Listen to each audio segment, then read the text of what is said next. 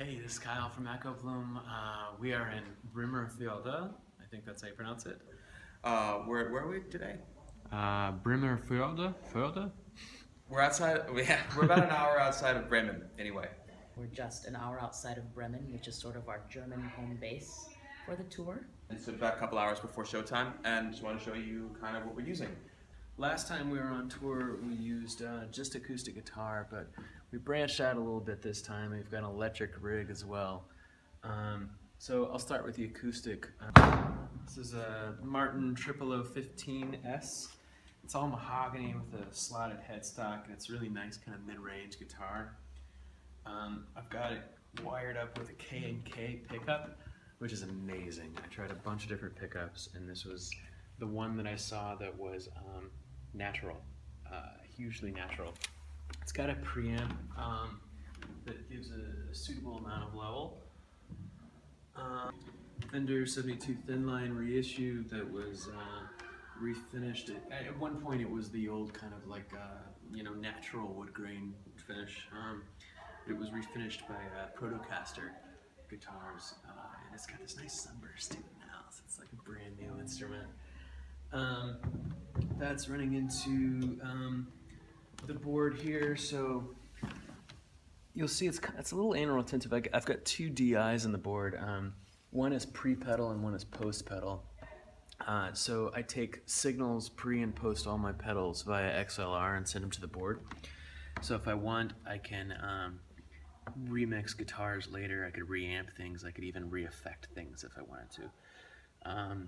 A lot of TC electronic pedals.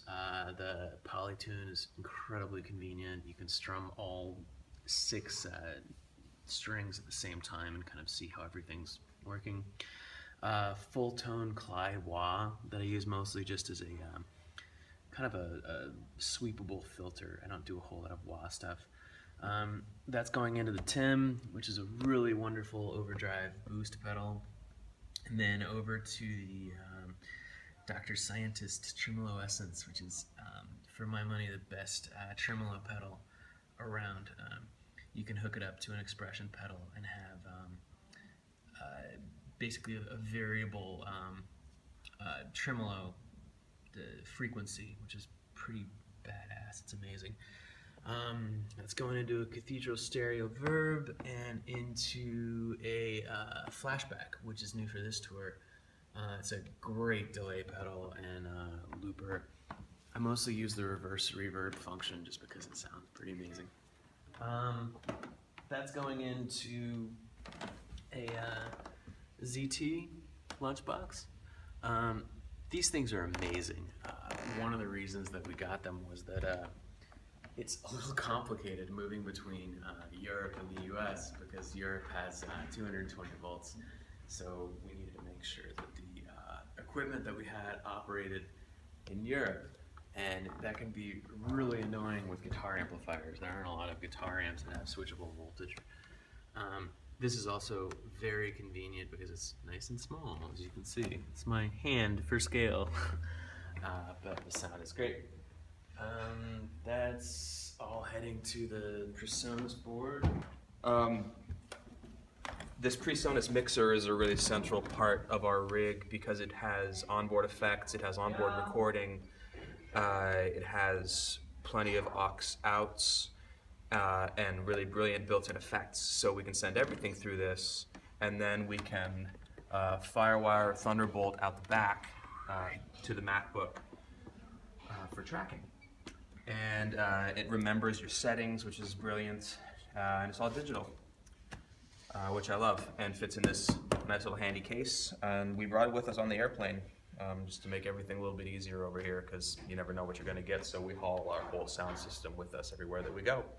Beyond the kit du jour, we are using Ableton Live on the laptop over here to run single samples, and also background pads, different things out of the PA. I like the Korg pad control for this because it's got XY, it's got buttons, knobs, it's the whole thing.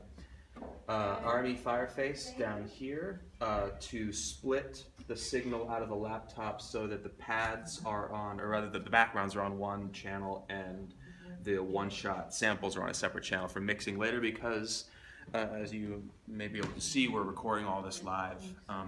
The end result is we get a whole bunch of live shows and can pick the best takes and put out a live album of it later.